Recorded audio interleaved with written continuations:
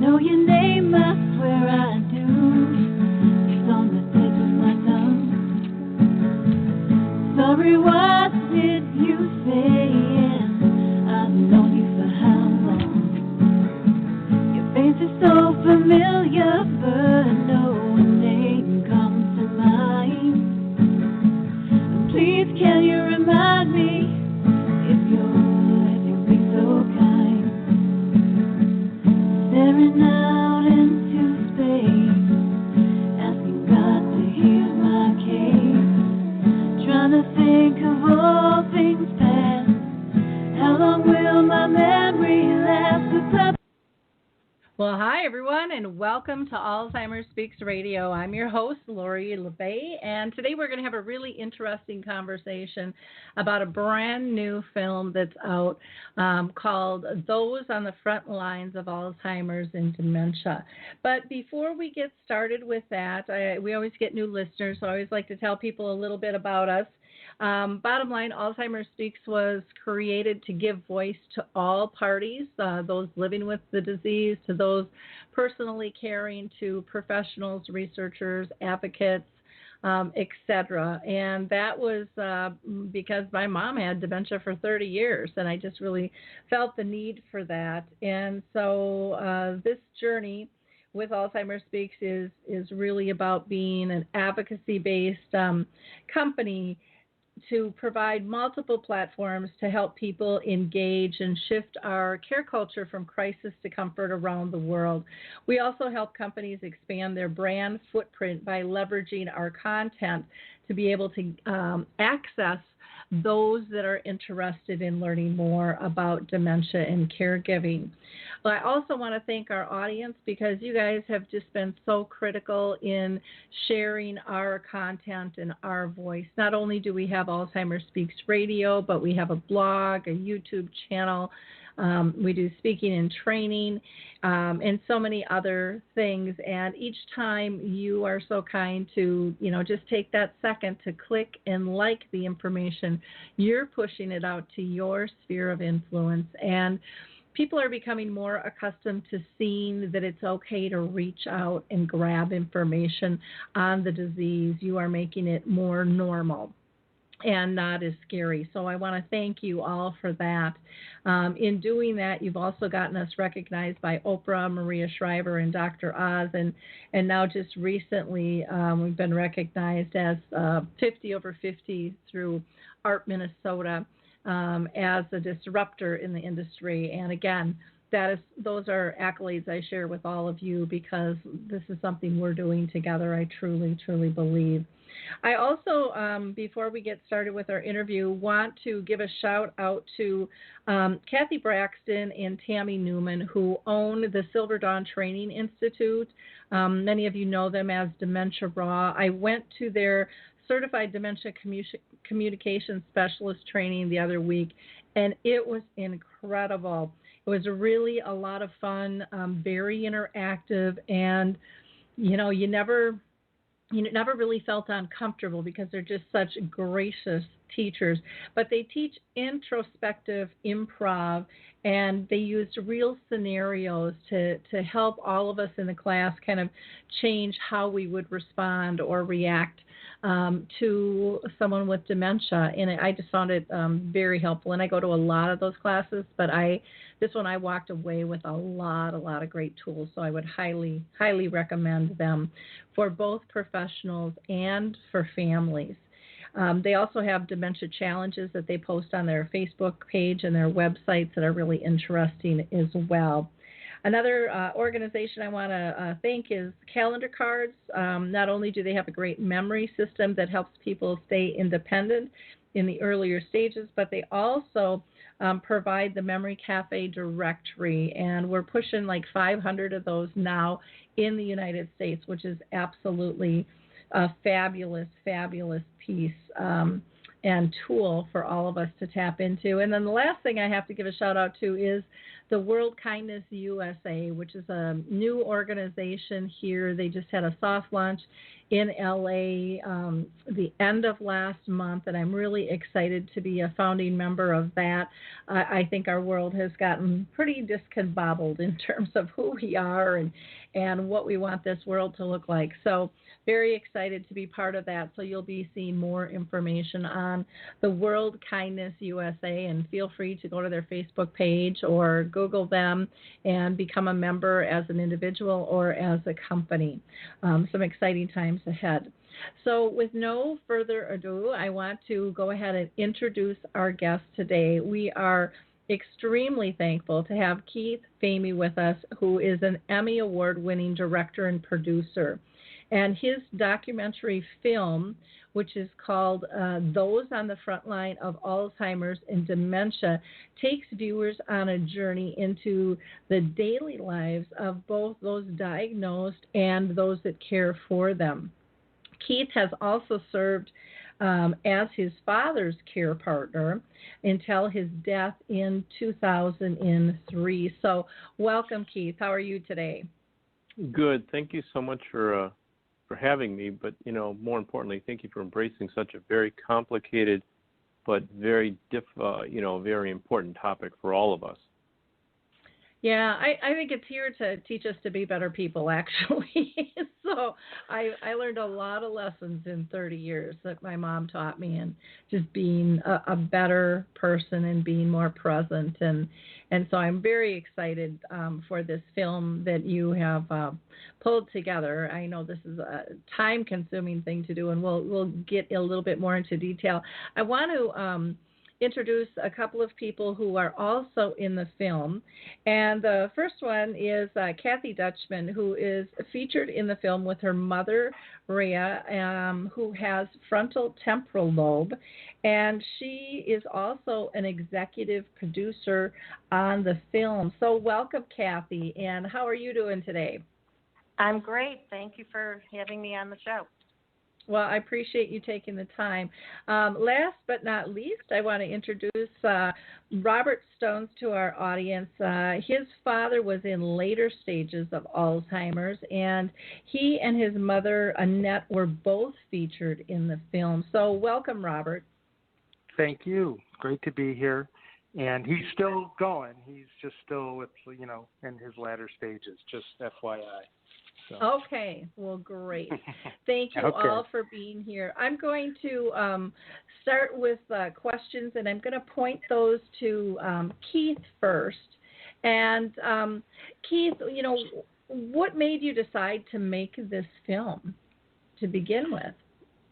Well, there's no question that in 2003 and the years leading up to it, I had a very active front row seat as being my father's caregiver for Alzheimer's. So, that took me down a path of the emotional highs and lows that come with that, with anybody who's cared for anybody with Alzheimer's and dementia.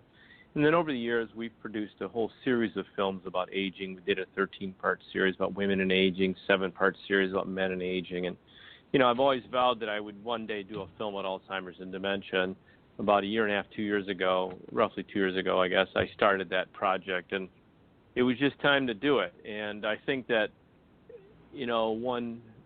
one of the dominoes that fell was the fact that, as an aging baby boomer that I am, never before in history we had so many people, a tsunami aging simultaneously. And our cognitive well-being is something I think we all take for granted in a very big way until, some diagnosis kicks in. And by that stage, it's way too late. So it was really kind of an act of like, what can we do as an aging population for our own self, to stack the deck in our favor? But at the same time, how has care changed, and how has the philosophy of understanding loved ones with dementia evolved from like when my father had it in 2000, 2001, 2003, and it's come such a dramatically long ways, and it's for a whole host of reasons. I think that we've had to find a new narrative, a new way of helping our loved ones. We've had to find a new way of understanding them. And, people like Teepa Snow, who's just a trailblazer out there, who's helped families understand a new way of coping with and better enabling somebody who's on a journey of dementia to really be present within their world.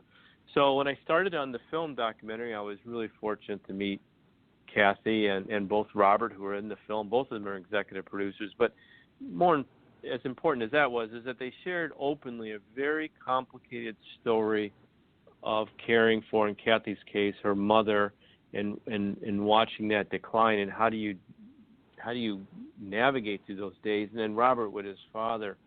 Very poignant parts of the documentary, but some really strong messaging there. Not only do you really get a very clear understanding of what Alzheimer's or forms of dementia look like in the film through their stories, but you really understand what compassion and love can mean to not only the family members living with a loved one, but the loved one themselves. Okay. Was there anything that surprised you in the making of this film that you learned from families that maybe you didn't know? I always understood and felt that a diagnosis of Alzheimer's or dementia was predominantly genetic related. And as we're now coming to find out, and of course working with the professionals that we feature throughout the film, that quite often lifestyle plays a significant role on our cognitive well-being. Not to mention the environment and how we treat our planet, how we've treated our planet, and the impact our surroundings have on us, and our health. So I think that it's an awakening. It's a real serious awakening for anybody that sees the film, but it also does lend a sense of hope that if you're 50, 55, or 40 and things of that nature and you're aging, that you can, if you've got some genetic history within your family that you're prone to a form of dementia or Alzheimer's, you do have the capabilities now to get your reins on the horse and try to steer yourself down a path that maybe you can age cognitively healthier than maybe your mom or dad did, or other ancestors, other relatives. So that's probably one of the most significant, aha moments for me. Was, geez, we have more possible control over this than we realize. We just have to be very disciplined about it, though. Mm-hmm. Well, it's interesting even using the term cognitively healthy. I mean, I think of, I'm almost 60 and going to the doctor all the time. I've never heard anyone say, how's your mind doing? How's your cognition? Never, not once. And we take the brain for granted. We really do, unfortunately, but we do. I myself personally, I think everybody does. Yep, exactly.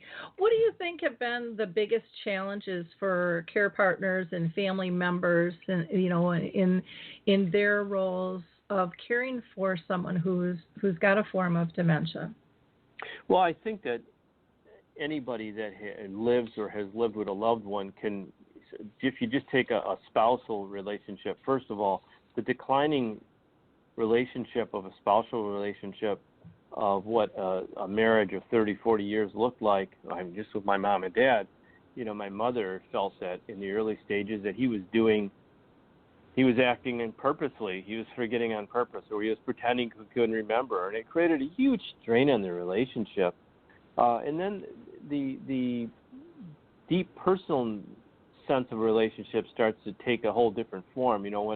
When a loved one, a spouse, has to now care for somebody who's not only failing maybe in health, but in their cognitive capabilities, it puts a strain it's almost unimaginable. And it's really important for children who have parents that are going through this, or one of their parents is going through this, to really understand what that caregiver, the mom or the dad, are dealing with, because it will tear apart the caregiver almost before it does the individual living with a form of dementia or Alzheimer's, and which is really sad. So, they say it takes a village to raise a child. It takes a village, a very deeply compassionate, understanding village, to care for a loved one with dementia, and it really does. It's not a single act by one person that I can do this on. It really takes quite a few individuals to really jump in and then find the moments. There are moments within the complexity of this that are loving, caring moments. And probably the most important thing I learned is just be in the moment. If somebody thinks that they're in 1940 and they're doing something, or they're 1960, then just be with them. Don't tell them they're not there. Go where they are. You'll find it's far less stressful for them. It's far less stressful for you. And, it's a win-win for everybody. Yeah, and we wouldn't, I always say, we wouldn't pressure a small child to change their mind.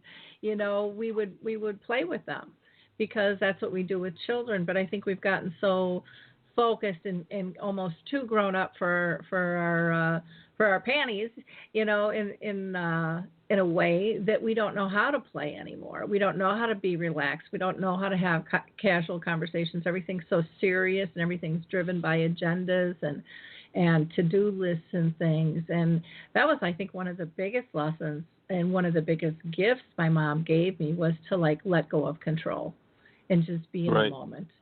And right, exactly. Boy, that was really, really an eye-opener.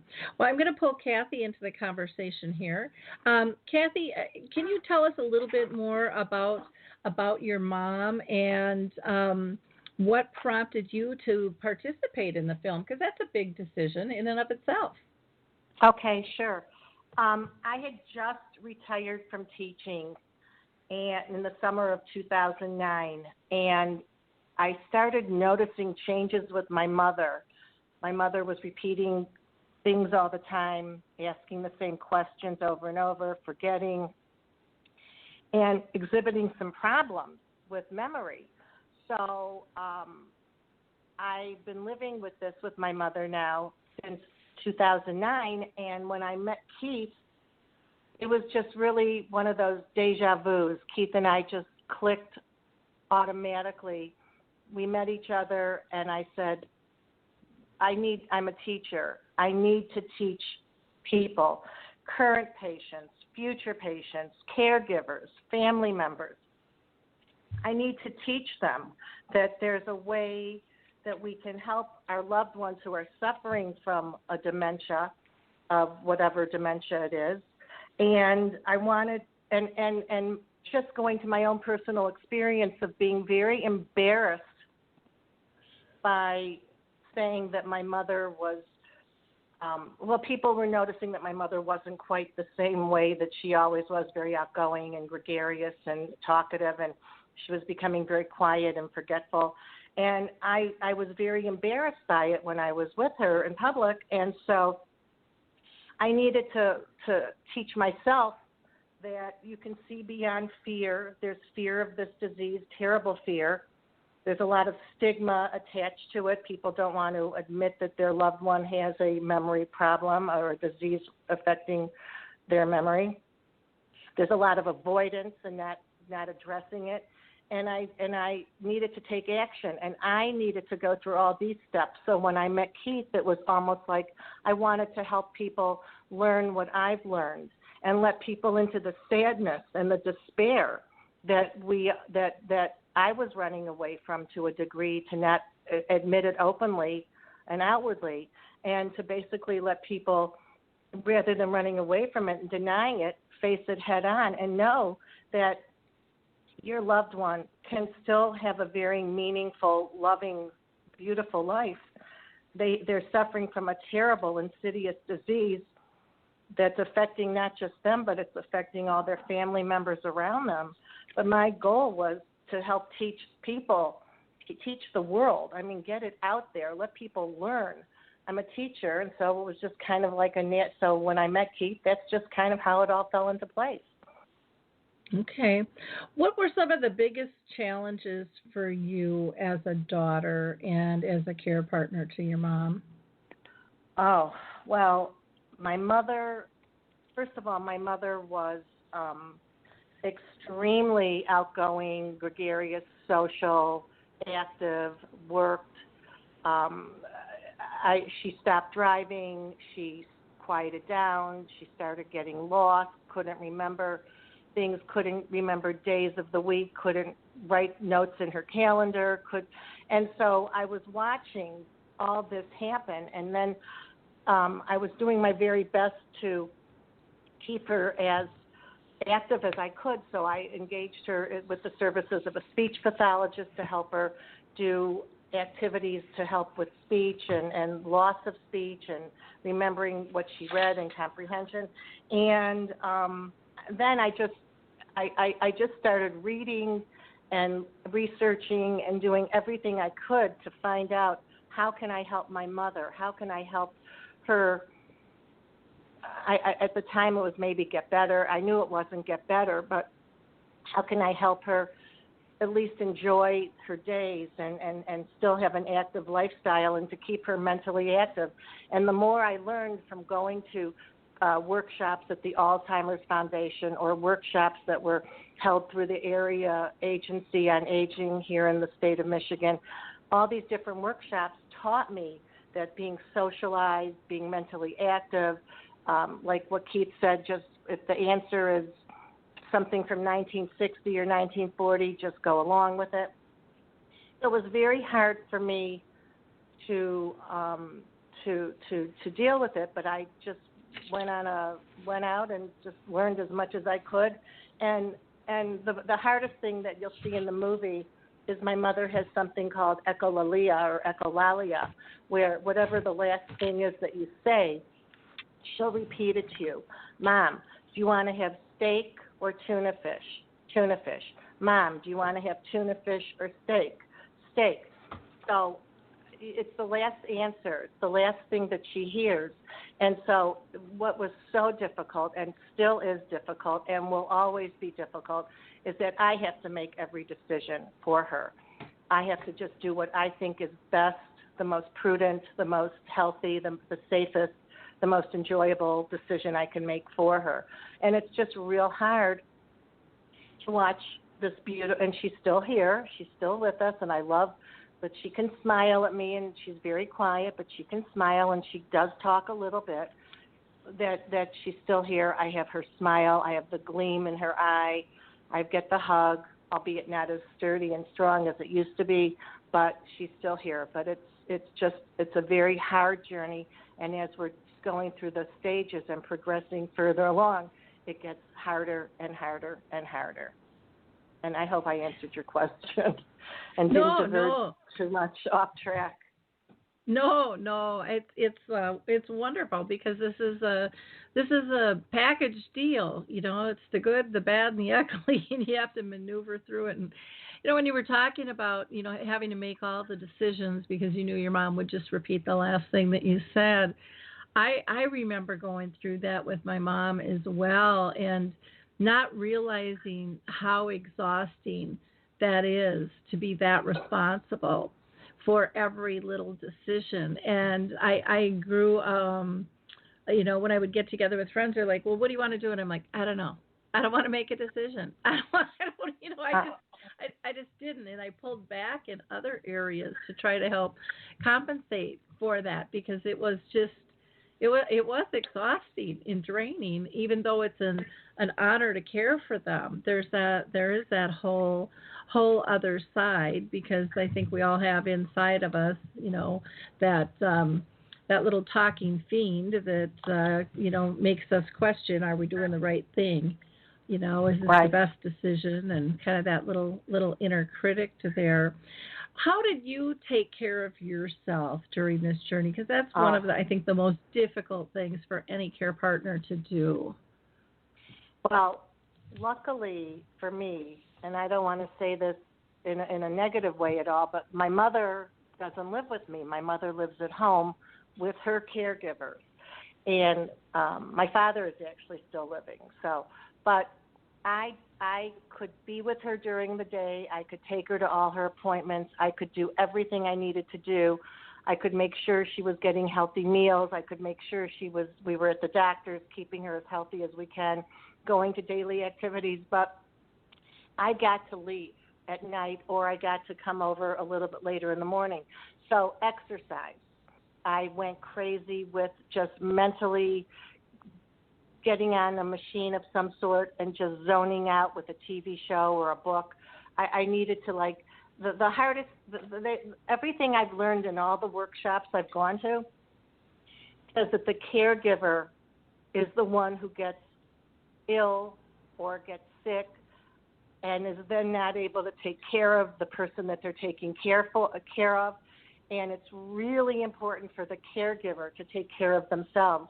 And in my case, I'm very fortunate that we have women who are with my mother 24/7. But for those people who are not in that same state, and I've talked to lots of my friends and lots of people that I've been with in different situations, I tell them that they have to get respite. They have to make use of any opportunity of any classes or programs that are offered and drop their loved one off at one of these programs that the state or different organizations offer so that they can have time to go out and just be by themselves or socialize.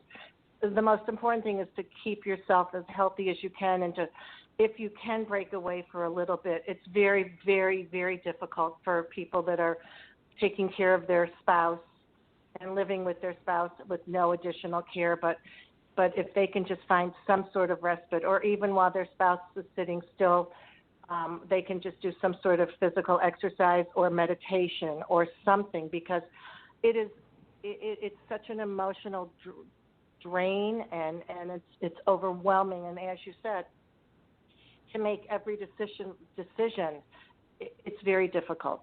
Because you're hoping that your decisions, you're trusting that you're doing what's right, what's best, and like you said, you're always asking yourself, did I make the right decision? Should we do that? Should we do this? But I recommend for anybody as a caregiver, you are the one that's most likely to take ill or have problems. So you must take care of yourself by doing something you love. If you love to paint, go out and if you can get away, and you have to either find other family members to come in, respite, there's Helping Hands, there's senior organizations, anything to just give yourself a break as often as you can, because it's really, really, really tough. Really tough. Yeah. And for every individual, that's going to be different. For some people, they just might need some sleep and need someone to come over so that they can just get some rest. Sure. For someone else, it might be going to the gym or getting their nails done or having a cup of coffee with friends or out to a movie. There is no right or wrong. But I know for myself, I was not good at looking inward because I was too busy taking care of everybody else. And I almost broke. But I had wonderful girlfriends who kept calling me and asking me out for coffee. And one day I was having a really bad day, and I said, okay, I'll give you 10 minutes. Like I'm the queen bee coming to town, roll out the red carpets. You're going to get me for 10 minutes. I was just very cocky and upset. And I thought, well, if I give them 10 minutes, they'll stop bugging me. And I went there, and I ended up staying for 2 hours, and we laughed and we cried. And I think as a care partner, you don't know how empty you are until you get refilled again. And go ahead. No, I'm sorry. I didn't mean. What I'm saying is exactly what you're saying. I mean, you need to get out there. You need to socialize. The care person, the caregiver, needs to socialize, needs to be engaged, because as much as you didn't want to leave and you said, I'll give you 10 minutes, it just started your engines up again. It got your battery recharged, and it gave you that extra oomph to continue on, because like you said, you are depleted, you are empty, you are tired, you are scared, and you're frustrated. I mean, it's hard. It's real hard. Well, and it's all about that balance, and what it made me realize was I could be a better care partner if I felt full, if I felt balanced. But when I'm dragging and tired, and when I'm dragging and tired, I get cranky and snappy, like the rest of the world. And that's, who wants to be around that, So yeah. I think respite sometimes we forget is good for both sides, because they get tired of us too, always being around and hovering. And they like some downtime as well. And so if we look at it not as running away, but to really refill both of us and to give us a little bit of space to be and do whatever it is we need to do in that time. That's very healthy. So thank you for bringing that up. I really appreciate that.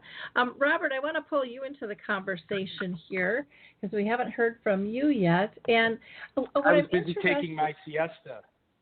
You were you?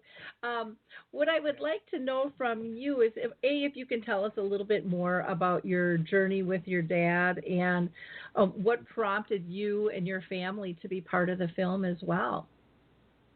Well, thanks, Lori, and thanks for having me on the show. And really, what prompted me are people like Keith and Cathy who have really, I think, brought the Detroit community together in a meaningful way around this issue, just like it sounds like you've done in Minnesota with your show and your website I was looking at. I mean, I think it's really, at the end of the day, it's so much about awareness. And so this movie really speaks to that.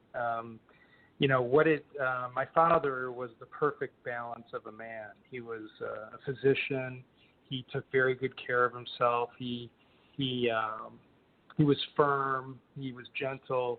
I kind of use those archetypes to describe him as a hero because he served in Vietnam. He was a warrior, as well because he was he served. A magician because he was a doctor, and a king because he was always about being fair. So I really, really looked up to my father growing up.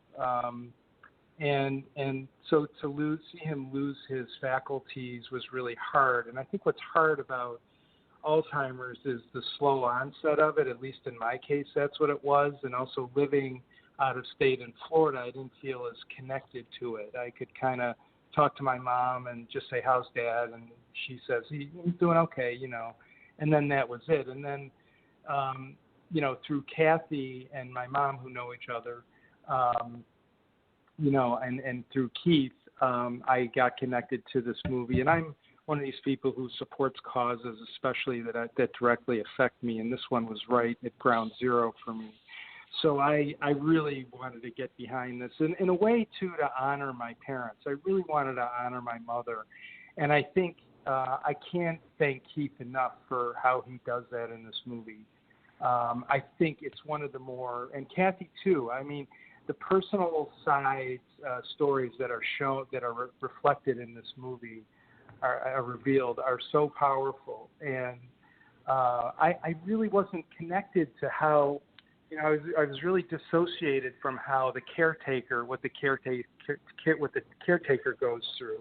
And my mother and my father really loved each other. I mean, you can't say that about many people today. There's a lot of people who are married just by default, But they really loved each other. And my mom promised my father that she would never have him go in a nursing home. And so she's still fighting that today. And,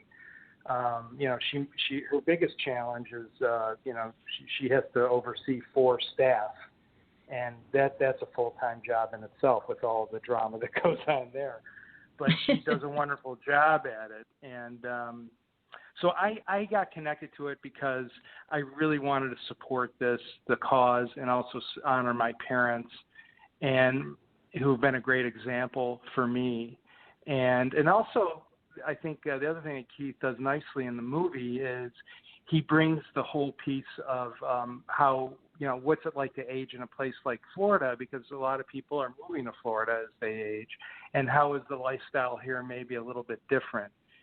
What's the appeal there? So we got the South Florida community around this, and we're going to premiere it here, I think, in November now. So we're really excited about that. And again, it'll, raising more awareness, because in the end, that's all we can really do at this point.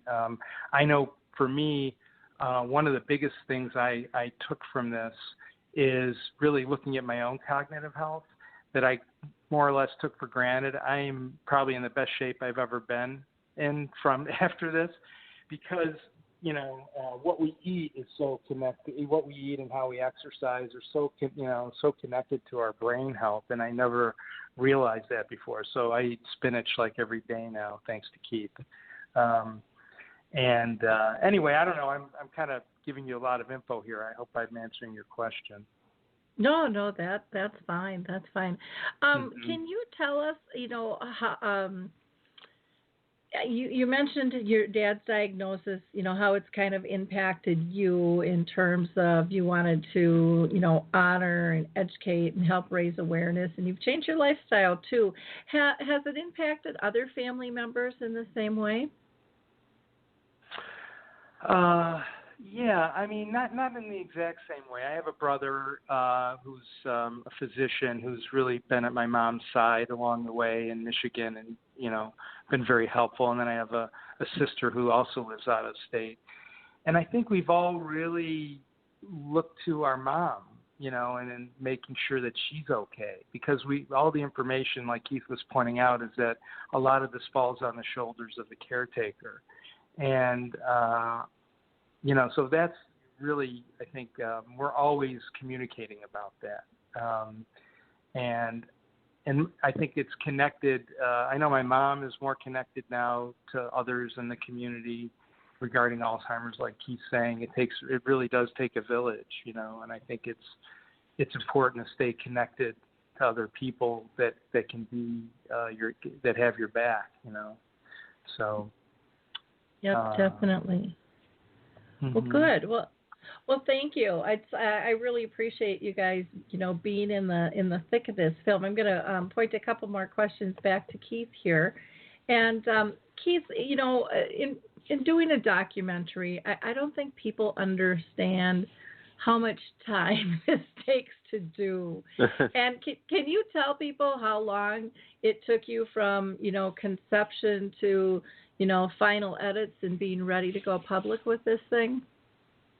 Well, this documentary, it wasn't one story, and the reasons it was 2 hours. So the DVD, when people are able to order, it's 2 hours, and you'll see that the film takes us from a little village, Ogimi in Okinawa, all the way to the scientific laboratories of Dr. Paul Cox in Jackson Hole, Wyoming, to Dr. Asha Rolls at the Technion Institute in Israel, and everywhere in between. So we feature such a wide range of professionals offering really insightful information of what they're doing in the trenches as it relates to cognitive health and well-being, that you get a really wonderful overview of some great minds of medicine and science harmoniously working together to try to find and the cure is not even the word, because Big Pharma kind of threw the towel out on this a long time ago because they really weren't able to find a cure. So these professionals have had to look outside the box to say, what are we missing here, and why is it that we haven't been able to help patients? And probably one of the biggest aha moments in the medical field has been this, is once you're symptomatic and you've been diagnosed, that horse has left the gate. You are in severe trouble. There's no turning back. And so the medications they've had have been able to maybe stall or slow down some of the plaques and tangles, but not cure, not remove them. And that's probably one of the bigger moments in medical, what their findings are. So now it's like, wait a minute. If that's the case, then what can we do? What can we do as prevention before that? What kind of drugs can happen before that? What kind of lifestyle changes can be before that? What kind of environmental toxins are we ingesting have an effect on our cognitive well-being? So it's really enabling the whole medical community and scientific community to look at things differently. Now, of course, as it relates to just stories in general, we featured individuals we have individuals climbing mountains in Jackson Hole, Wyoming. We have people walking on the beach in Boca Raton. We have people living in the Midwest, and intertwining these stories and lifestyles in and out of these really informative, educational, directional thoughts, if you will, from the medical community. So you ask, well, how long does it take to do something like that? It takes a long time. It takes it's nothing to get on a plane, travel someplace with 4 or 5 people and a filming crew, spend thousands of dollars to do this for 2 minutes of something that's going to be in a film. You may film for 2 or 3 days, but realize there's only 2 minutes that you're going to use. But the 2 minutes is so important to the story. So you really have to kind of look at it as, listen, as a documentary filmmaker, we do this with all of our films. The film we're working on right now is those on the front lines of cancer. And then it's the same format. We just go and go and go and go, and you can't look at it as when is it done per se, or how much is it costing. You just got to keep raising the money along the way, knowing that your target is to create the most informative, educational, impactful, inspirational documentary that's going to help people. So it's just a work of passion. It's not. It doesn't. It's not the smartest career path if you're reaching for economic success, but that's okay. We do things and we touch people's lives, and I wake up every morning, love what I do, and I go to bed every night knowing we've helped somebody in some way. And, the really unsung heroes are the Cathys and the Roberts who share their stories. I mean, really without them, we couldn't make these kinds of impactful films, not to mention their support. But it's those individuals that are willing to share their stories. And as a documentary filmmaker, the most important thing for me is to build a level of trust and confidence when I'm working with family members or anybody who's talking about something deeply personal, whether it's Alzheimer's, dementia, cancer, or something of that nature, that they know that their story is important, and it's so important, and that we're so appreciative of them taking the time to share that with us. That's what's really, for me, I really need to convey that. Everything else will fall in place, but it's those stories and those people. Well, and I think when you build that trust, too, you had mentioned about you could film for 2 days and get 2 minutes that you're going to use, but you don't know what those nuggets are till they just come and roll off somebody's lips. The story you're going to get is never the story you're going to get. I tell my producers and people I work with all the time, listen, the story we're going in the film is not the story we're going to film.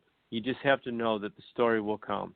I always set out on a path with one thing. I set out to do one interview at Robert's house with his dad. Clearly, his father is the story, but that's not the story. The story, and it comes out so clearly in the film, is about love. It's about a relationship. It's about a man and a woman, and how she refused to give up on him, and go till death do us part. That's the story. But I didn't know that was the story. I had no idea that was the story. But boy, it came very clear that was the story. Yeah, and there's so much beauty, because I think we look at a medical disease and we think of illness, and we think of all these horrible things, but yet life is still lived, and people are still holding tight to those relationships, and those relationships, that's what gives us meaning, that's what gives us purpose, that's what makes us powerful beings. And I'm always just stunned, when you see that in action, when it's not staged, when you can just tell it's real, and it's important. Now, you had mentioned that you talked with a lot of different professionals, and I want to give you the opportunity just to kind of name drop a little bit more on some of those individuals that were in the film, if you'd like to. Sure, yeah. Dr. Paul Allen Cox from Jackson Hole, and he has a whole scientific brain institute there that works on nothing but understanding how we can approach finding answers to why we have tangles and plaques. Dr. Asha Rolls from the Technion Institute in Israel, Dr. Hank Paulson from the University of Michigan, Dr. Espinoza from Boca Raton Regional. Dr. Ava Feldman, she has a laboratory working on stem cell implantation at University of Michigan to help with Alzheimer's. We have it can really go on and on with it. We have a really substantial, and that I'm proud of those relationships that we've developed because of that, because they also, are really the unsung heroes. They dedicated their lives to look for a cure or look for an answer or look for a solution. So, but the film's available. It's on our website. People can order it. They go to ontodaysfrontlines.com /Alzheimer's, and the film's right there. You can click on it. And I hope that your listening audience will choose to want to watch the film. I think they'll gain quite a bit from it. Yeah, oh, definitely. And they can also get, I think you've got like an 80-page workbook. It comes along with it. Yeah, the one thing we do with our films is we do these really I think they're very strong community-based premieres, and we have a 80-page 4-color collector's workbook that's got essays of all of our professionals and stories and so on. We do have a premiere that Robert's actually hosting in November 4th in Boca Raton. There's a premiere in Jackson Hole, Wyoming on September 17th. I know we'll be doing more in Michigan. And the film's getting ready to re-air again on October 15th on Detroit Public Television and PBS in Detroit, and then they're working on launching it throughout the state and then eventually the country. Oh, wonderful! Yeah, this is just such a hot topic. What do you hope families and professionals will take away from the film? God, I'd like to throw that out to Cathy and Robert. I'd like to see what they'd say to that. Cathy, what would your comment be to what would you like to see the families and professionals walk away with from the film? Well, basically, that this film provides the momentum for all of us that are healthy to continue to take steps to help ourselves to prevent or hopefully prevent getting some of these diseases of the mind, and all the steps that we've learned in the film. I mean, well, I've started ballroom dancing with my husband because they're claiming that ballroom dancing helps with balance and with memory to remember the steps and remember the pattern. That's just one thing I've taken away. I want people to know that they don't need to be scared by this disease of dementia, whether it be Alzheimer's or any of the many, many, many dementias that fall under the big umbrella of dementia, but just that you can deal with it and that there's great research being done and that we're hoping that we can get a better understanding of the causes. We really need answers to like how this is caused. What can we do to prevent it for ourselves? And Keith put out so much medical information there in the film. And I hope this is a call to action for, you mentioned that Maria Shriver and Oprah and other celebrities and big names in the world can get behind this and hopefully put a push out for whether it be the drug companies or whoever does the research. I mean, Keith showed the doctors in their labs doing fantastic research. But we need answers, and we need answers sooner than later. We need a cure. We need to be proactive with clinical trials, and we need to get our great minds of medicine and science just helping to find answers for us. We just want answers. How can we keep our brains healthy? Just give us some answers to keep us healthy, because as Keith said at the very beginning, it's a tsunami of baby boomers aging. Never have there been this many people living this long. There's ways to help with diabetes and heart disease and things like that. There's medicines to control it, but there's really nothing out there to control dementias and Alzheimer's, which is a form of dementia, the biggest form of dementia. And we just really, I just want answers. I want resources for research. I want changes to take place, and I want money to help in research for the aging population to help us. Let us. I mean, I'm scared. I'm scared. Yeah. So okay, I would imagine you're hoping, some of these listeners will become advocates and really help to push Congress and research forward and pull out their wallets to help, by educating them. Great. Right. Robert, how about you, Robert? What do you hope they'll do? I think it's a great question. I really hope that there becomes more of a cultural shift in terms of how we view people that are aging in this country, particularly with Alzheimer's, that we find a way to revere their life experience like they do in the Far East. and not marginalize or, not pay attention and not say, oh, I'm so glad that's not me, or, so we become less selfish and we focus on an aging population that brought so much greatness to our country.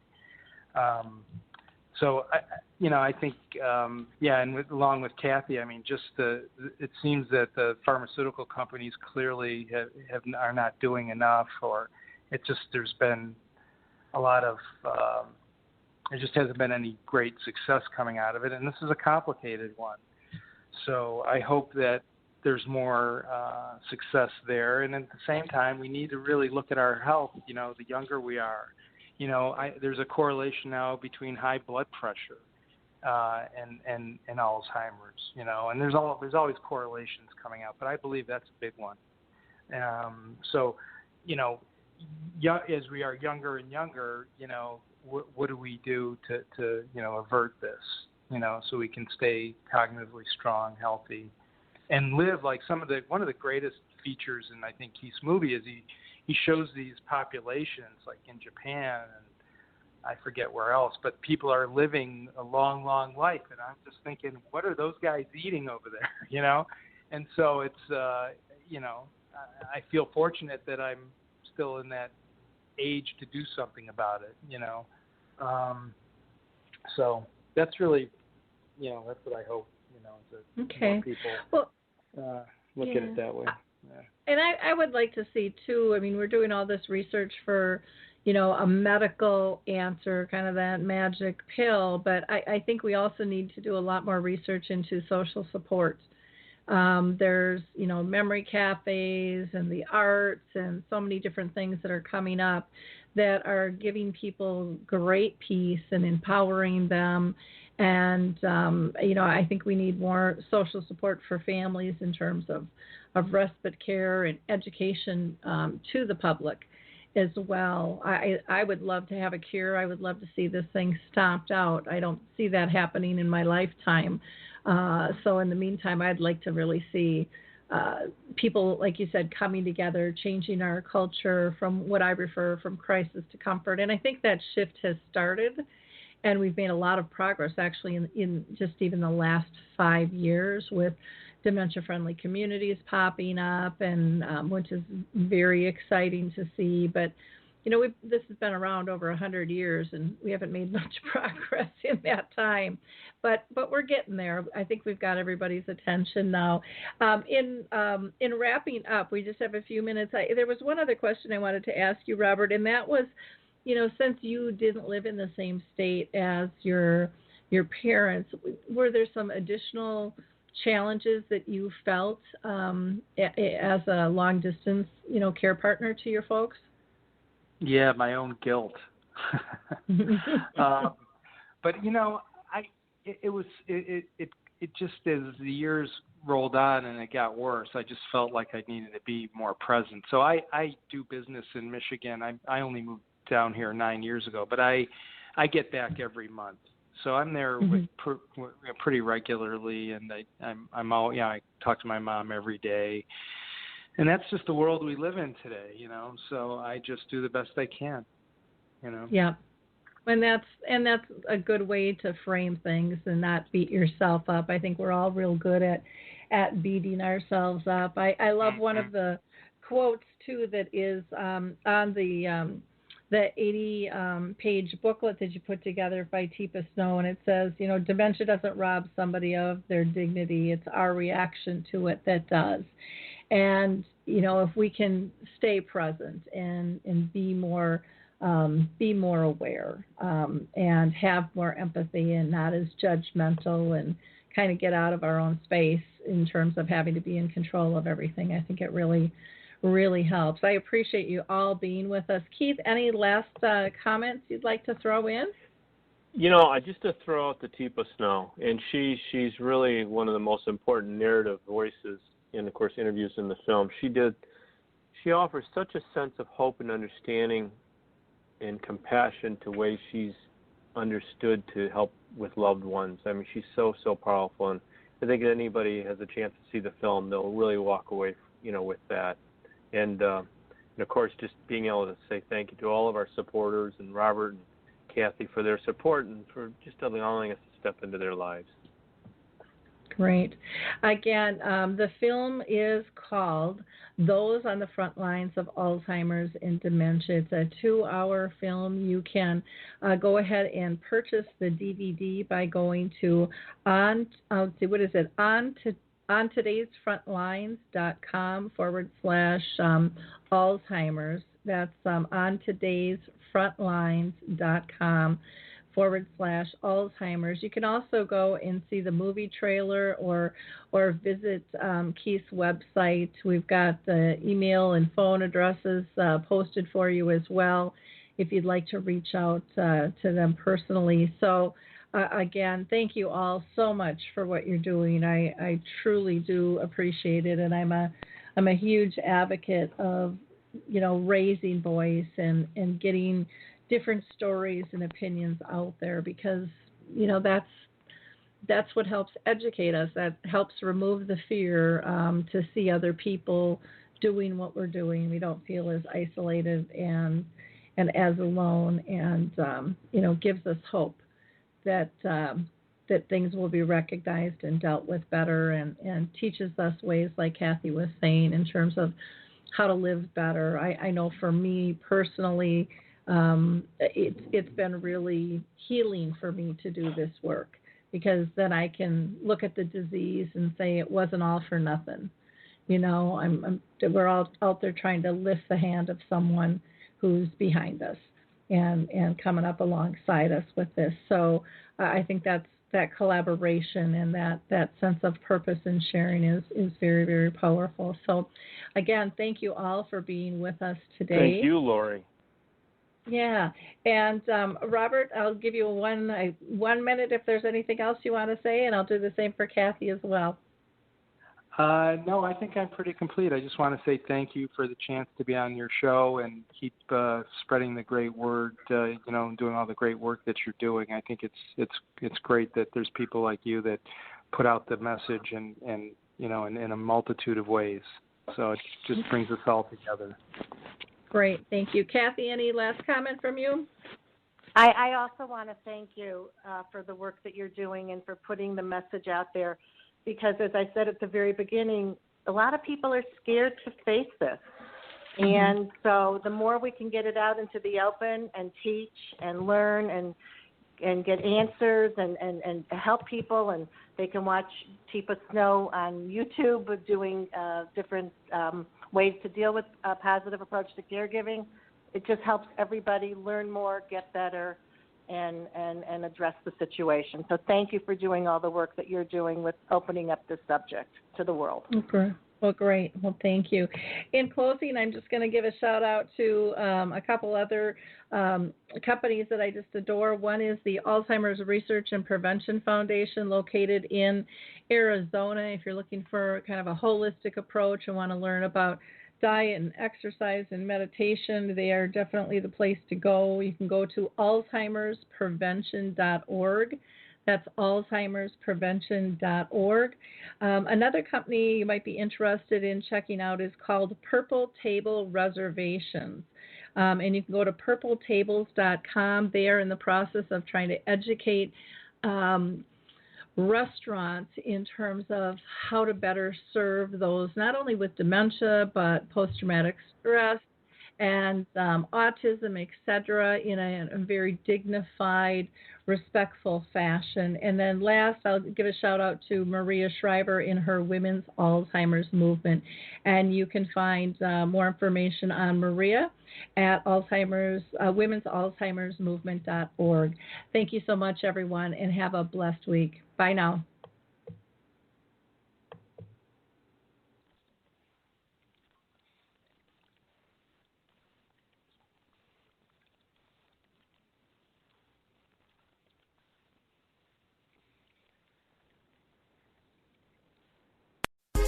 Hi, this is Suzanne Newman, host of the Answers for Elders podcast and radio show. We are the North Star that guides you through the complicated journey of senior care with trusted experts in money, law, living solutions, and more. So join us on this station, your favorite podcast channel, or just go to answersforelders.com. Meet the Wayshowers who will help your journey go a lot easier.